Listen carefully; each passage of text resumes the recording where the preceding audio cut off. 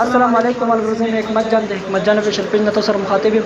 ملګرو امید لرم چې ټول به روغ او جوړ یو. د جن په موضوع کې به ملګرو نن درته داسې یو شان غونډه کې مسې شیر کوم د هغه کسانو دپاره چې کوم د ټیک ټاک کې خراب ویډیو جوړوي، خاص کر ګلچاحت له. ملګرو تاسو د ګلچاحت خبرې واورئ او د دې د ویډیوز وګورئ چې امیر صاحب د چاپه والې ده او دا ګرفتار کړی شوه. نو د دې نه پس بیا خبرې اترې کوو، تاسو د ویډیو وګورئ.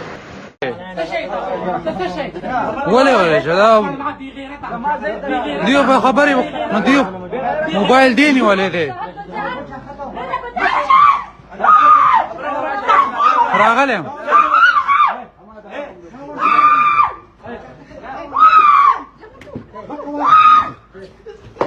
هلا چپ چپ ته لاس نه اوچتای، لاس په مون چپ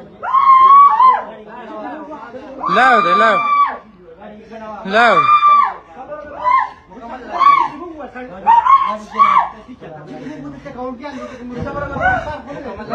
لاو دی لاو دی د پښتو आवाज مې چوت کړی، د مسلمانۍ आवाज مې چوت کړی. دوی دلته راځي کولې عام دنده کوي په ملیشا کې، د هغې د مخنیوي لپاره مې आवाज چوت کړی.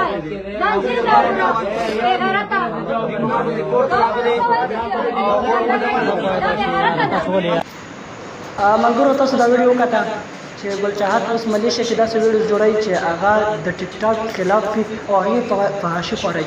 مخکې دا په پاکستان کې فحاش ویډیوې جوړولې، اوس په ملیشیا کې او ملیشیا کې دا امیر صاحب ورسره ډېر لانجه وکړه، خو دوی باندې انشاءالله امید هم دی چې په دوی په داسې کسانو باندې داسې فحاش ویډیوز بند کړي. او بله دا چې هغه ټیکټاکرانو ته مې دا پیغام دی چې کوم په ټیک ټاک کې فحاش ویډیوز باندې مهرباني وکړئ چې فحاش ویډیو مه جوړوئ، داسې ویډیو جوړوئ چې څوک ترې عبرت واخلي. او الله دې وکړي چې دا پاکستان کې هم داسې کسره پیدا شي چې د فحاش ویډیو خلاف وي او همداسې چې کوم یو کس فحاش ویډیو جوړوي هغه اوچتوي.